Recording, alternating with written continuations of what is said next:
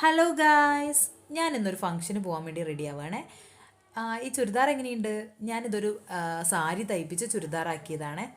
പിന്നെ മേക്കപ്പിനെ കുറിച്ച് പറയുകയാണെങ്കിൽ കുറേ ആൾക്കാർക്ക് ഇഷ്ടമില്ലാത്തൊരു കാര്യമാണ് മേക്കപ്പ്, പുട്ടി, അത് ഇതെന്നൊക്കെ പറഞ്ഞിട്ട് എനിക്ക് ഒരുപാട് ആൾക്കാർ എൻ്റെ അടുത്ത് പറയാറുണ്ട്, നീ എന്തിനാ ഇത്ര മേക്കപ്പ് ചെയ്യുന്നത്? പക്ഷെ അതെൻ്റെ കോൺഫിഡൻസ് ആണ്. ഞാൻ കുറേ ആയിട്ട് ചെയ്യുന്നൊരു കാര്യമാണ് മേക്കപ്പ് എന്നുള്ളത്. പിന്നെ ഞാൻ ബേസിക് കാര്യങ്ങളൊക്കെ ചെയ്യാറുണ്ട്. പിന്നെ ഇപ്പോൾ നമ്മൾ ബൈക്കിലാണ് പോകുന്നത്, അപ്പോൾ എന്തായാലും ടാൻ ഉണ്ടാവും, വെയിലടിക്കും. അപ്പോൾ ഞാൻ എന്തായാലും സൺസ്ക്രീനും മോയ്സ്ചറൈസറൊക്കെ ഇട്ടൊന്ന് സെറ്റ് ചെയ്യുന്നുണ്ട്. കുറച്ച് കഴിയുമ്പോൾ ഓട്ടോമാറ്റിക് ഇതൊക്കെ പോവും. അത്രയും സമയമൊന്നും ലോങ് ലാസ്റ്റ് ചെയ്യില്ല. പിന്നെ മേക്കപ്പിനെ കുറിച്ചാണ് നമ്മൾ സംസാരിച്ചുകൊണ്ടിരുന്നത്.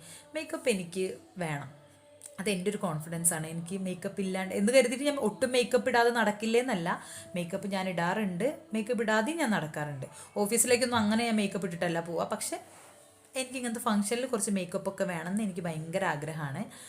പിന്നെന്താ പറയുക, ഇതിലെ ഫൗണ്ടേഷനൊക്കെ ഞാൻ യൂസ് ചെയ്യുന്നത് പല കളറൊക്കെ മിക്സ് ചെയ്തിട്ടൊന്ന് ട്രൈ ചെയ്ത് നോക്കിയത് എത്രത്തോളം പെർഫെക്റ്റ് ആവുമെന്നൊന്നും എനിക്കറിയില്ലായിരുന്നു. പക്ഷേ കുഴപ്പമില്ല, നമുക്ക് അഡ്ജസ്റ്റ് ചെയ്യാൻ പറ്റും. പിന്നെ ഞാൻ ഭയങ്കര മറ്റുള്ള വീഡിയോസൊക്കെ കണ്ടിട്ട് കയ്യും കാലൊക്കെ ഇട്ട് എന്തൊക്കെയോ കാണിക്കാൻ ശ്രമിക്കുന്നുണ്ട്. പക്ഷെ അതൊന്നും സക്സസ് ആവുന്നില്ല. പതിയെ പതിയെ റെഡി ആവുമായിരിക്കും. പിന്നെ ഇതിൽ എനിക്ക് തെറ്റുപറ്റിപ്പോയൊരു കാര്യം എന്താണെന്ന് വെച്ചാൽ, ഞാനിത് വീഡിയോ ഫോണിൽ നോക്കിയിട്ട് എഡിറ്റ് ചെയ്ത നോക്കി മേക്കപ്പ് ചെയ്ത കാരണം എനിക്ക് എന്തൊക്കെയോ എൻ്റെ മേക്കപ്പിൽ ഒരു അപാകത ഫീൽ ചെയ്തു. പക്ഷേ ഞാൻ ഇടയ്ക്കിടയ്ക്ക് കണ്ണാടിയിലേക്ക് നോക്കുന്നുണ്ട്, അപ്പോഴൊന്നും വലിയ പ്രശ്നം ഉണ്ടായിരുന്നില്ല. പക്ഷെ ഇപ്പോൾ വീഡിയോ ഞാൻ എഡിറ്റ് ചെയ്യുന്ന സമയത്ത് എനിക്ക് അവിടെ ഇവിടെയൊക്കെ പിടിച്ച പോലെ തോന്നുന്നുണ്ട്.